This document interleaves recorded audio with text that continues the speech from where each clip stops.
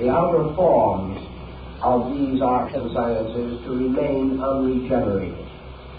Thus, in the field of learning, alchemy is the regeneration of arts and sciences, not by reforming them, essentially, but by releasing through them the seed of truth which is locked in each one of them, to make the seed grow, to accomplish the mysterious multiplication from the mango seed, like the fabled legend of Indian magic, was the problem of alchemy. Now, in the transmutation of metals, another important point was brought out, and that is that the outer bodies of the metals are irreconcilable. Therefore, that you cannot force iron and lead together and cause them to accomplish an alchemical mystery.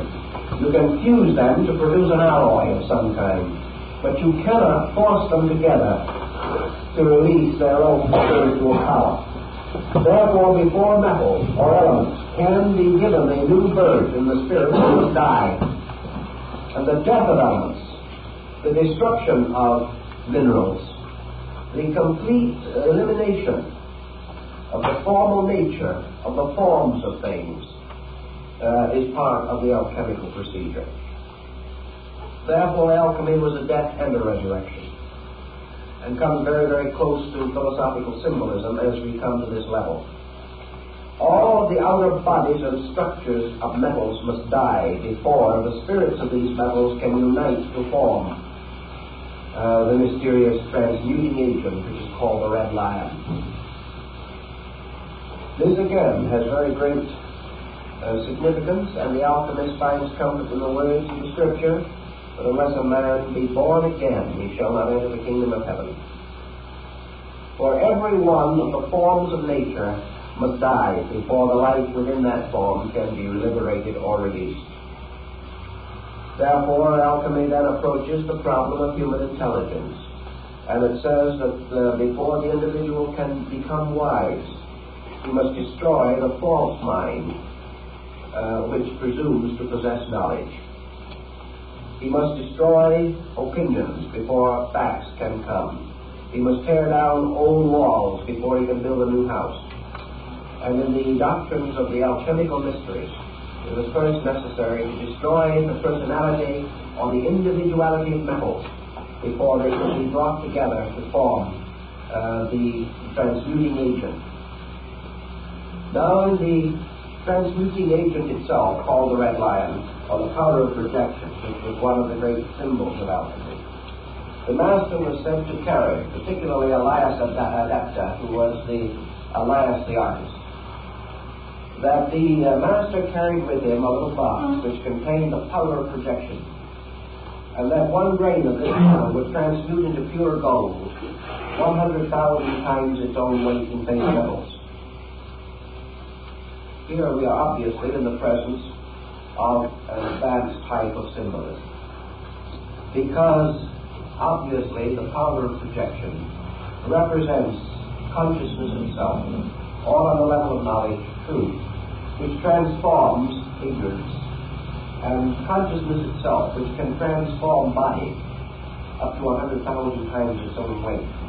Therefore, the power of projection is consciousness itself, by means of which all base substances can be transformed or changed. The red lion is the symbol in alchemy of illumination, the mysterious enlightenment from within, which is the rebirth of the soul of the metals. This illumination, according to alchemy, was achieved through the blending of 7 arts and sciences, which were the 7 sacred arts and sciences of the ancients. Thus we proceed in symbolism a little way. We don't want to go too far now because we have to examine these things in greater detail. So we then consider the creation of the universal medicine, which was the work of the Illuminists. Now, how is this universal medicine to be found? The basis of this medicine goes back into a very ancient symbolism, and that is the production of the spirits of metals and the spirit of gold, which can be captured in wine. Theophrastus Paracelsus explained that in certain parts of Switzerland where there was gold in the soil. Grapevines, sending their tendrils and roots into the earth, gathered up this gold. And of all forms of vegetation, the grape is the one which has the greatest affinity to gold. And that is in areas where gold is in the soil. The dead vines of grapes are burned, and the ashes of these from this burning are washed. Gold will be found in them. Now, if you study this symbolism a little further, you will begin to recognize the peculiar use of the grape, of the wine, of the Eucharist, and of the mysterious symbols of the early Christian church. The gold, which is gathered for the grape, is the symbol of mystical ecstasy, or the mystical experience in man. For this experience gathers the available consciousness. And you remember that the Christos, or the symbol of the illuminator and the initiator, refers to himself by saying, I am the vine. This mysterious vine of life, the grape, the symbol of the Dionysian Eucharist, and later brought into the church, is therefore closely associated, as with the grail, with illumination. The universal medicine is the mystical experience arising within the individual.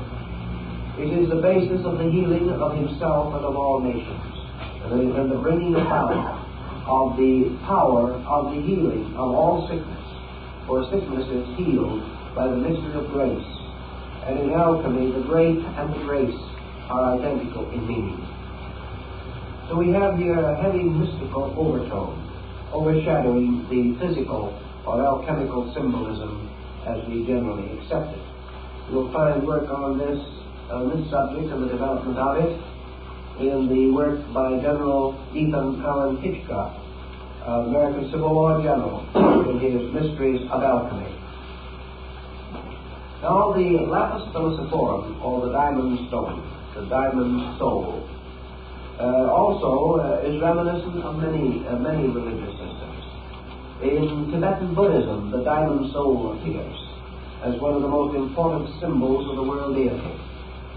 In alchemy, the ruby diamond is the most important of all the symbols. It is a synthetic stone so made that it has a drop of blood in the center. I have seen in Europe 2 or 3 ruby diamonds made by art and nature, by alchemical transmutation. We recently have read in the paper that at last a completely synthetic diamond, absolutely perfect, has been discovered. And this undoubtedly is the same basic principle as the idea of alchemy. For this reason, alchemy says very simply, that which occurs psychologically within man will also occur physically in chemistry. In other words, alchemy does not deny that base metals can be transmuted. But it says that the laws used in this are the same laws as those used in the transmutation of man himself. Therefore, as the individual gains the secret art for the transmutation of his own nature, he can also transmute physical substances. Because one set of laws is involved. If, however, he attempts to transmute base metals without having the secret of the transmutation within his own consciousness, he will not only fail to transmute his consciousness, but will be unable to transmute the metals. Many alchemists began their work as experimental chemists. And this brings us another important key to the thing. These experimental chemists began by a sincere and inevitable conviction that they could transmute base metals physically. So they took the writings of the alchemists with their strange descriptions of mysterious monsters, of agents, of black birds, of double-headed phoenixes, of kings and queens, of the celestial hermaphrodite, of the crystal homunculus, and all these other emblems of alchemy. And they began to ponder them, trying to find out how to make an honest diamond. That's how they started out. They pawned their family goods. They went out and bought all kinds of equipment from alembics and retorts, test tubes and furnaces, and with bellows and artistry they blew and they puffed. Like Titus de Mirandolus, who spent many years working on this subject, but did not arrive, or Eugenius Delites, who finally was killed by an experiment in his own laboratory. But these artists, struggling to understand the symbols, fighting day by day with the processes in their retorts, gathering their dew upon plates of glass on the various figurations of the constellations, seeking for the gold-bearing grapevine, working with the formulas, studying the designs and symbols. These very physical chemists, as Michael Sendevogius tells us, who was one of them, started with this simple intent to transmute base metals to become rich. But they hadn't gone very far when something began to happen to them. They began to find within themselves a realization that they were too limited in their own perspective. As they went along in their researches, they found they depended upon faculties keener than those of mere reading. One of the simplest things they had to face was the problem of trying to find out what the author had concealed behind these strange devices. These devices became meditation wheels. They became like Buddhist mandalas. They began to challenge the individual who studied them. And as months went on and years went on, and this individual went further and further into the arts, he began to sense within himself other dimensions that he had not previously considered. And after he had been working more than 10 years in his laboratory, Sendevogius suddenly came to the realization that alchemy was not a physical science, but a spiritual one. He discovered himself. It grew on him, so to say. He learned step by step through the unfoldment of his own faculties. He found then that this mysterious twisting road that led through the symbols was a constant coaxing of something out of himself. He finally grew to be so intuitive that he could read between the lines. And as he began to read between the lines, he began to see the larger dimensions of the art. Until at last, he cried out in dismay and distress to think that he had wasted so much time on the outer shadow of something that was so much more important than he had originally believed. Gradually, he found that the study of these symbols released something out of his own nature. And he began to sense the real mysteries of alchemy. So we have another definition that has to sink in somewhere along the line, and Michael will slip it in right now. Namely, that the initiate is the intellect. That the illuminate is the intuition. And that the Adepts is the consciousness. And that they're all inside of himself and all his world. But the alchemical adept is the mysterious power of consciousness operating through will and yoga. And that every human being is his own adept. And that Elias Artista, the master of the adepts, who appears and disappears without leaving trace, coming when he is most needed, disappearing no one knows where, represents these flashes of consciousness by which the individual suddenly and briefly senses his own internal. But there is something within himself that does not respond to his demands, but somehow responds to his needs. Elias the artist is his own consciousness. The great fire of alchemy is his own will, by means of which these mysteries are wrought. The illuminant is his own psychic nature, particularly his intuitional and inspirational part. And the initiate is his mind, which can always know the secret but can never experience it. So the adept himself, in all his parts, is the alchemist, growing step by step through the experiences of his own art. As we recognize these principles gradually coming more and more clearly to us, we also can go on further. In the alchemical transmutation, we have a bottle. It's a very interesting bottle. It's a kind of a bulgy bottle with a long, sometimes a rather long neck. And within this bottle are a number of strange devices, one of the more common and frequent of which is a peacock with an extended tail in many iridescent colors. And the initiate seeking the stone is told to watch for the appearance of the peacock's tail in the bottle. In the emblems of Solomon Trismosan, called the Splenda Solis, we have a good many examples of this wonderful adventure taking place in a glass bottle. This was called the hermetic womb in the rites and in the ancient mysteries. And this undoubtedly has one very simple meaning. This glass bottle is the human soul. And it is within this soul that the mystery of the 7 transmutations takes place. Now, you remember in the last series when we were talking about yoga, I pointed out the importance of recognizing that the human soul corresponds with the orbits of the 7 planets, and that the soul of man represents the seal of the 7 cardinal virtues, the 7 deadly sins, which reflect downward into the physical phenomena of the 7 liberal arts and sciences. Therefore, the second part of the work of the illuminate, takes place within the soul, and the bottle, it must contain the universal medicine. Now, this universal medicine is achieved through the mystery of the 7 parts of the human soul, a doctrine which originated probably in Egypt, where there is specific reference to the 7 souls of man, and how they in turn influence the destiny of his life. Now, when we get up into the higher level of the Adepts, we also begin to see this cut diamond with its various facets and symbols. And the further we go into that diamond and the study of it, the closer we get to the great geometric solids of Plato's Pythagoras. The diamond is a symbol of a symmetrical geometric solid, the sign of the perfect form in nature. The diamond soul is itself, of course, a symbol of the universe. It is a symbol of consciousness.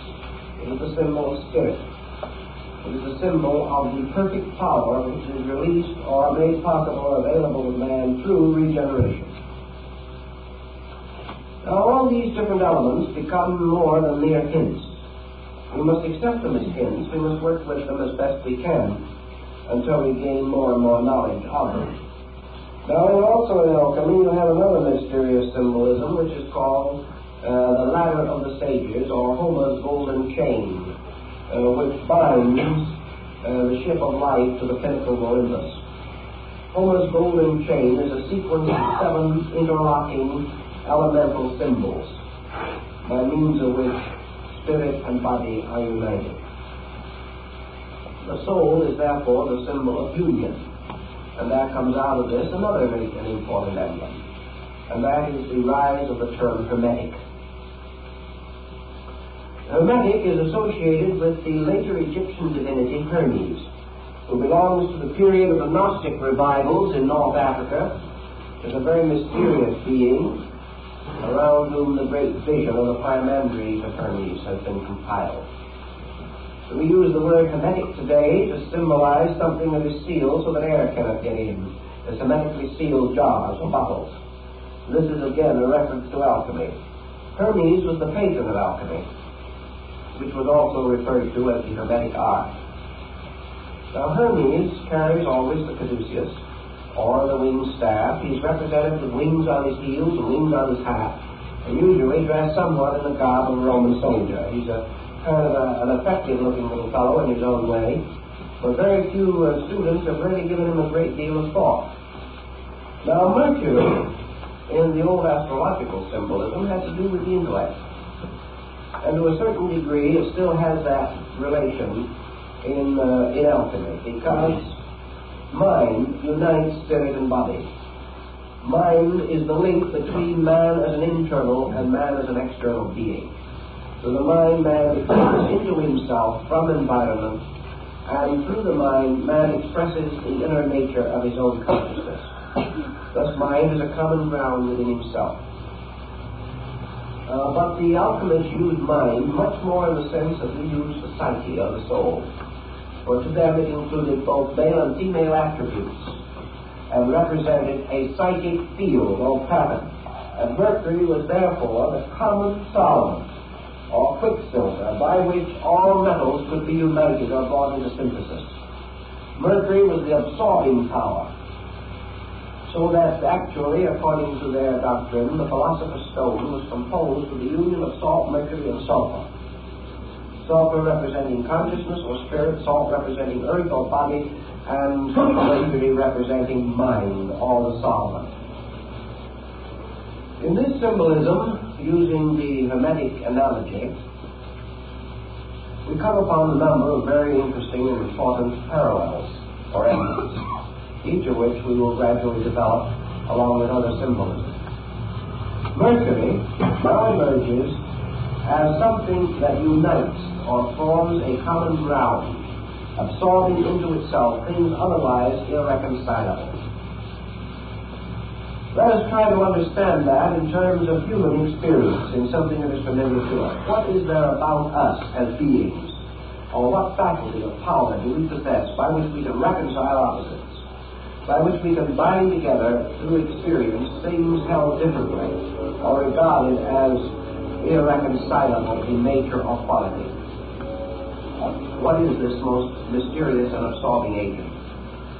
The Greeks and later the Hermetists and the Alchemists declared that the psychic field of man was capable of accepting from above spiritual powers and reducing them to the level of mind and emotion, and that this also, the soul, was able to cause bodily elements and external phenomena to ascend into this middle zone and be absorbed into soul quality, so that the soul was the common denominator, the link, the common field into which both spirit and matter passed, and in which they seem to die, to be reborn again as one body or being. So we can say that in the Hermetic allegory, consciousness, which is the spiritual power, descending into the field of Mercury or into the soul, manifests itself as intellect and intuition, whereas bodily elements or energies ascending into the soul also took on an attribute or aspect of intellect and intuition, so that they took on an overtone and were reconciled in this field, and that therefore man, through a kind of experience within himself, achieved an alchemy in which he transmuted the opposites of his own nature and caused them to become one being within the sphere of soul power. So we have the formula very simple. We have the king and queen, which are spirit and body, or God and nature, producing the homunculus, or the crystal creature, which is man. Man, therefore, is Hermes. Man is the unifier. Man is the personification of the principle of the Hermetic medicine. In man, heaven and earth are mingled. In man, the divine and the human are brought together in one structure. In man, all opposites of nature meet.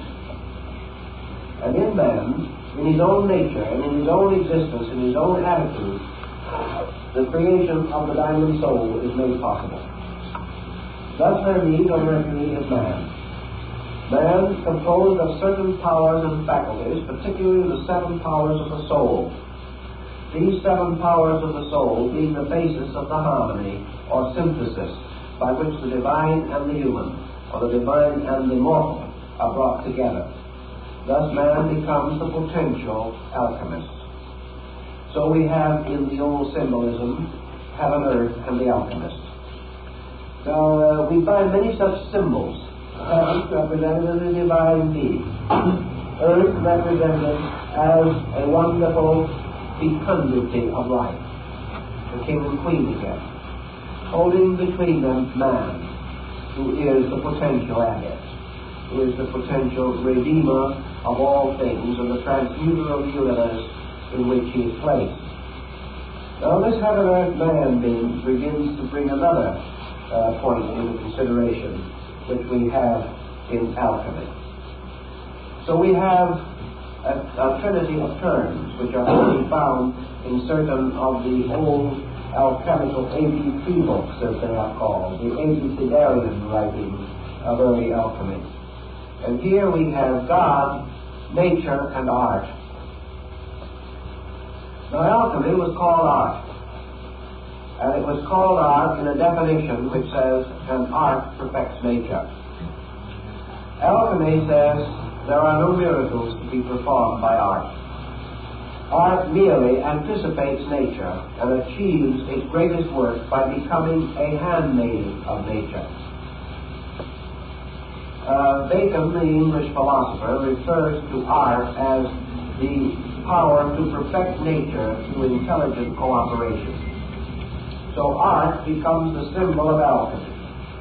In nature, all things are growing. All things are unfolding their life. And all things are moving inevitably and victoriously towards perfection, or towards the state of pure and complete being. But the path is slow, the means are continuous, and the achievements are imperceptible at any given time. Now, in a field of man's researches, such as horticulture, for example, comes along a person like Mr. Burbank, or a man like Dr. Carver.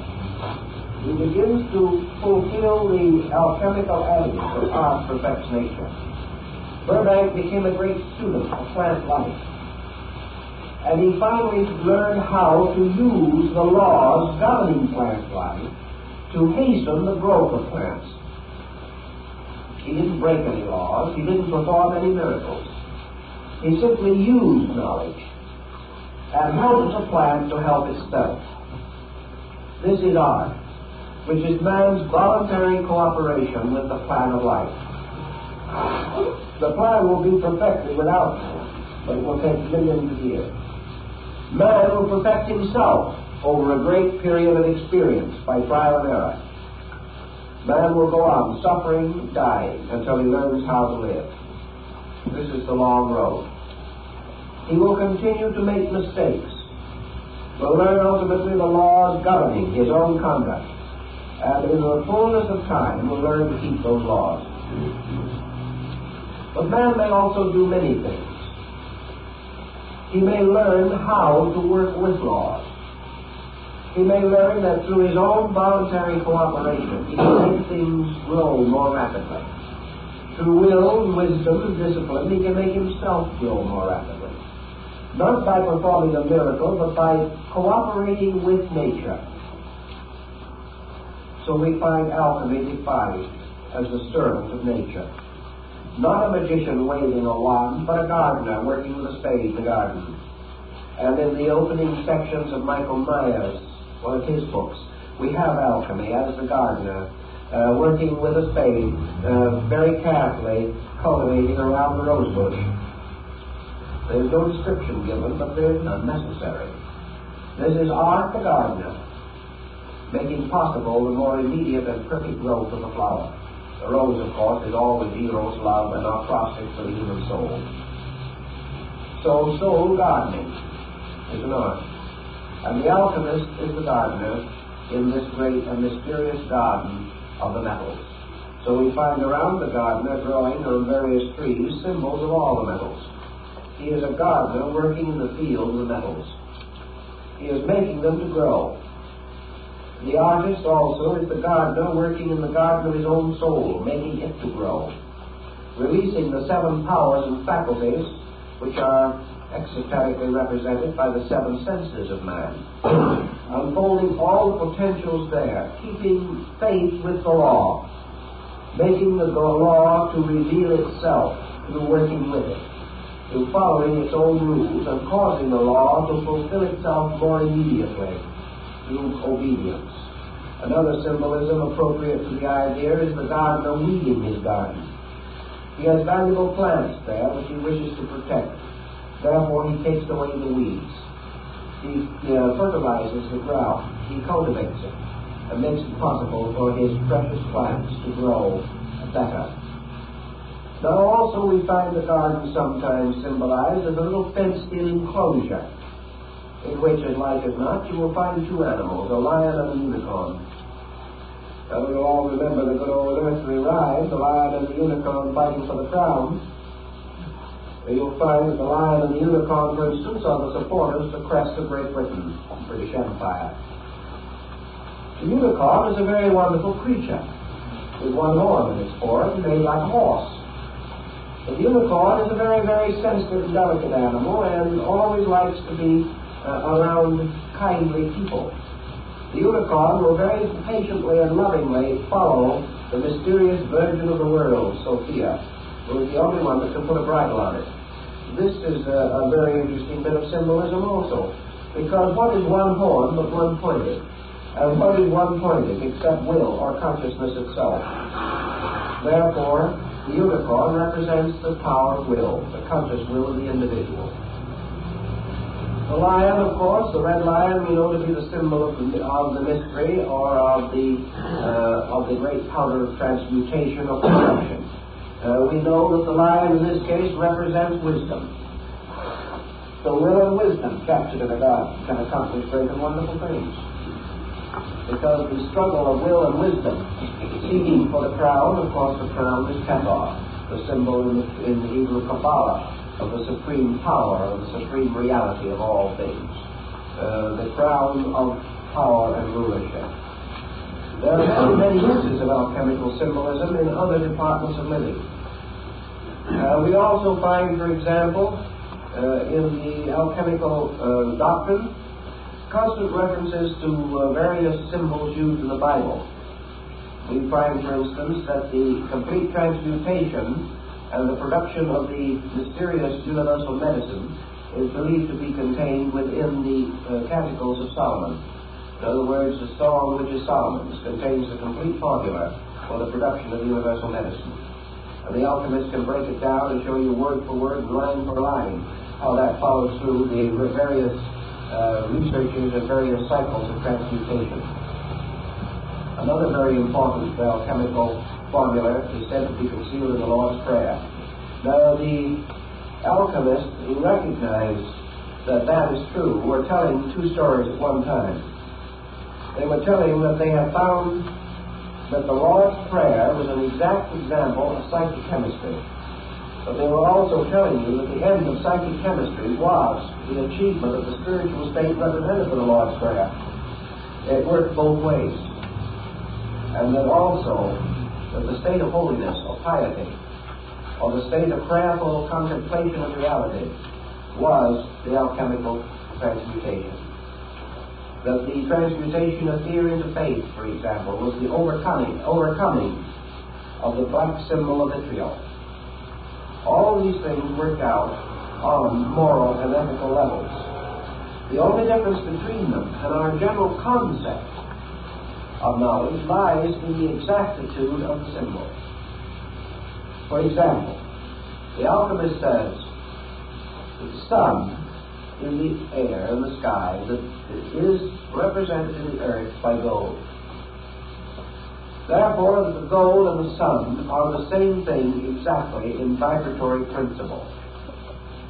That the gold in the earth and the sun in the sky are polarized to the pulse point in the human heart, and therefore that the human heart, the sun and gold, are all in sympathetic ratio to each other, and that they are of an identical and proper nature, and that they have certain powers in common. Dr.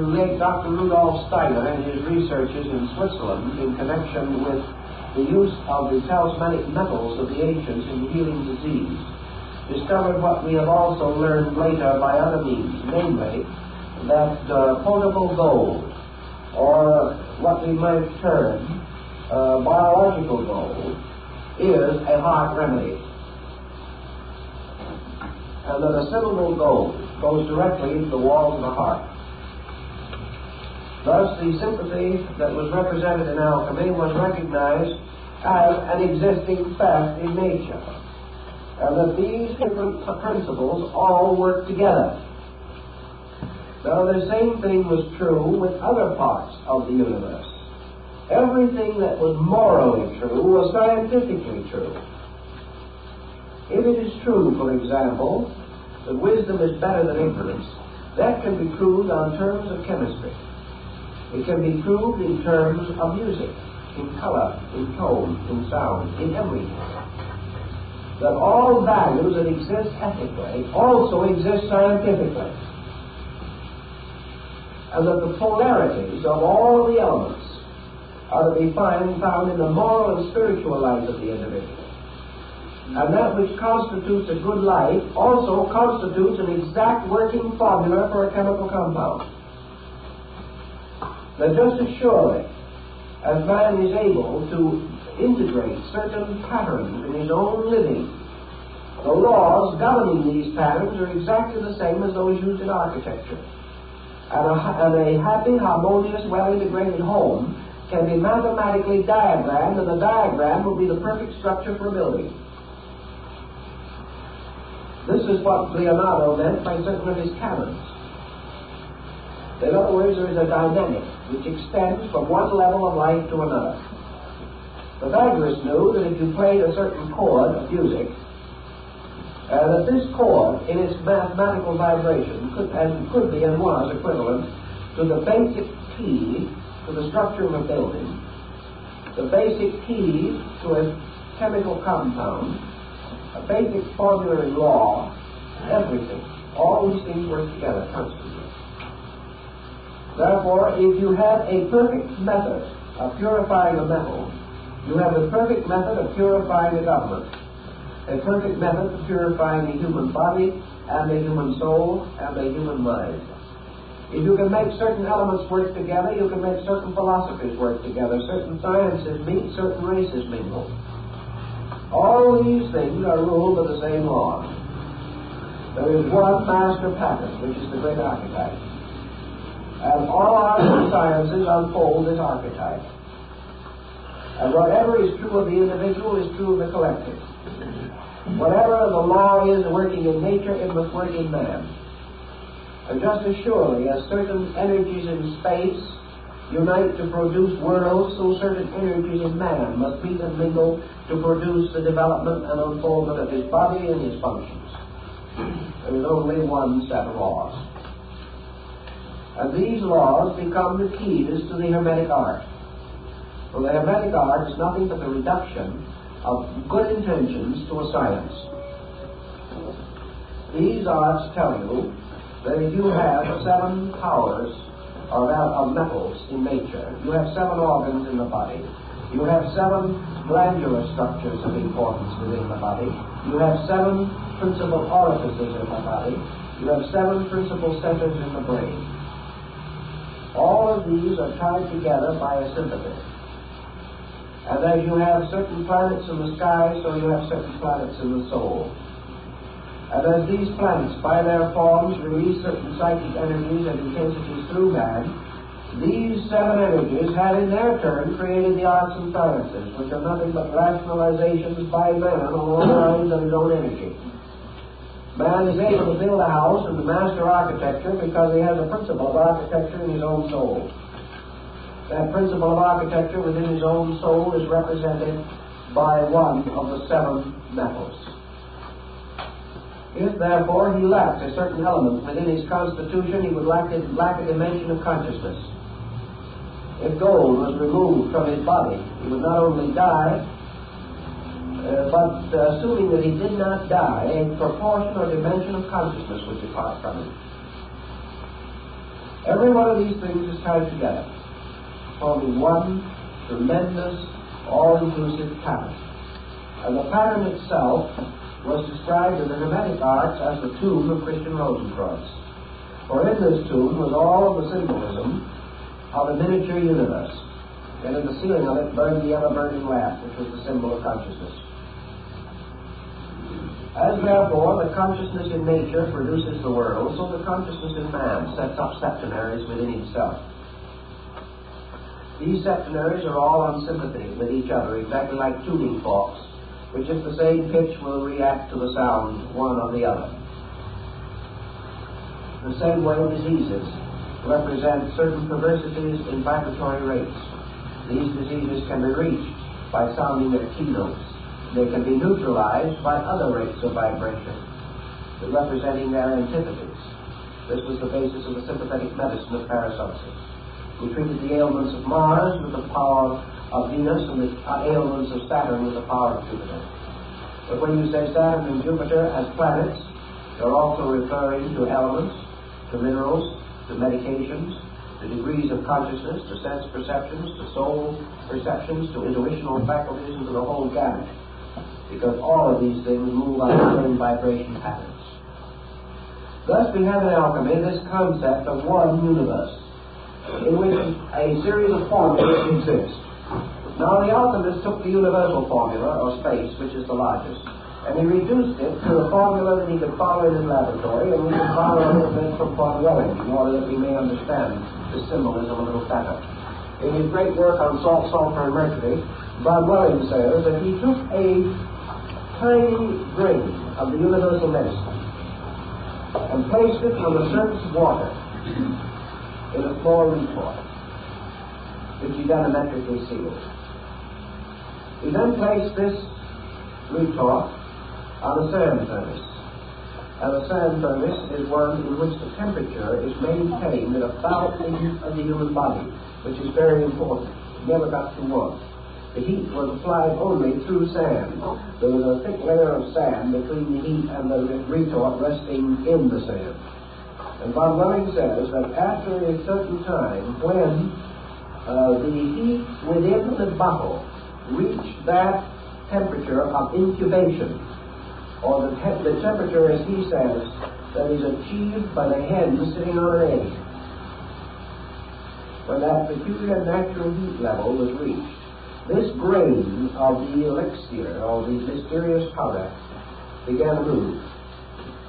And he said as he watched it, it began to spin.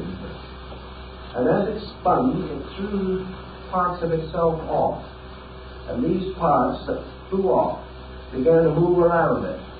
And in a half an hour, he saw unfold within the retort a complete solar system. Why? Because every unit must follow the law of the entire. Now, if he had used a different level of analogy, he could have taken that same grain, placed it within another type of bottle, with another group of elements to work with, and under the same heat and length of time, this grain of the eternal elixir would have begun to move in a different direction, would gradually have taken the whirling proportions of the human embryo and would have ultimately developed into a human body called the homunculus. He would have done exactly the same thing. And he would have had the tiny human being in the body. Now we also have, in the Paracelsian theory, the possibility of reviving all kinds of forms from their own ashes. This we have under various symbolisms. A plant burned to ashes within a sealed bottle, and then under a certain type of pressure and under certain use of alchemical formulas, heat it to a certain degree. The plant, or a shadow of it, will grow again in the bottle, in ashes. Years ago, I had an interesting experience with which we will try to explain this. A man came to me who had spent many years up in the northern part of Canada, along the Klondike. He was an old gold miner. And he said there's something that I've never been able to understand, namely that gold grows. He said we could work out a vein, leave it for 10 years, and come back to it, and there was more gold there. He said we were convinced that this gold accumulated in some way, drawn by whatever amount of gold was still left in the vein, the little parts that we didn't get. The seeds were still there, and this gold grew. And he said as a proof of that, he said, I took a piece of ore with a small amount of gold still in it, and I placed that gold in an hermetically sealed jar, small jar. It was just a little bottle about this size, about 2 inches in diameter. He said, I have now unsealed this, and I want to show it to you. He said, when I placed it in there, Many years ago, there was just a grain of gold in it. But now, many years later, that little grain of gold has become a perfect little tree. It has grown from its own seed, the growth of metals. And he said, I'll tell you something else, and he showed it to me. And it was undoubtedly exactly as he had described, and I'm inclined to believe him because we have the same record exactly from the Swiss gold miners of the 16th and 17th centuries who said that they had actually made gold grow. But another interesting thing this old miner told me was, he said, it didn't grow nearly as rapidly until I happened to discover something. Namely, that it grew more if I kept it on me. And therefore, many months I've carried it inside my clothing, this little box. Because whenever it was close to me, it grew. And of course, the answer was body heat. As long as it was close to his body, it grew. And reports of these experiments have been carried on for hundreds of years. And the concept of gold growing in the rocks, gold growing in the human body, body growing, all of these things tie up with the alchemical tradition, which is that all things grow. And that as the metals grow under certain conditions, so man grows. And what is the gentle heat which matures the metals? And the Buddhist might answer, the fire of aspiration by which all things grow. But there is a certain mood or spirit within man, a warmth of man's own soul that makes him grow. And in the presence of this warmth within himself, and this warmth is the warmth of the mother hen sitting on the egg, which even in itself is a rather interesting thing, because it is the warmth of love. It is the warmth of service, of protection. All these things work together. And in alchemy, the universe is one mass of these interrelated laws. Laws which can be diagrammed on one level, played on a musical instrument on another, and on a third level, if applied inwardly, transform the sinner into the saint. They are living laws, living patterns, living archetypes, forever reproducing themselves on all levels. The alchemist says if you can discover these on one level, you can then apply this key to all other levels, and have them, indeed, the key to the mystery of the universe. So this is a little something of the background. And from that, we must go on with the psychology of this, and the science of it, and I'll try to show you as we go along the symbols, the artistry, the books, the manuscripts by which this symbolism, this concept is unfolded. And it is the great hermetic allegory, or the great law of analogy, as above, so below, as with the lesser, so with the greater. All things differing in multitude and magnitude, but all identical in the great pattern of vital principles that sustain them. To know these principles, then, is to be the magician, to be the master of all things by knowing the laws and obeying the laws. And art is man's learning to obey, his constructive and wonderful ability to take these principles and amplify them so that they work more rapidly and perfect themselves more perfectly. Man working with law, therefore, is the master alchemist. And if he works with the law works for him. And he sees things grow and multiply in days, months, or years, which might otherwise require ages, unless they receive the cultivation of the hermetic gardener. This is the concept on which we must later build the more detailed account of the alchemical procedures. Now our time is up for tonight, and I'd like to make one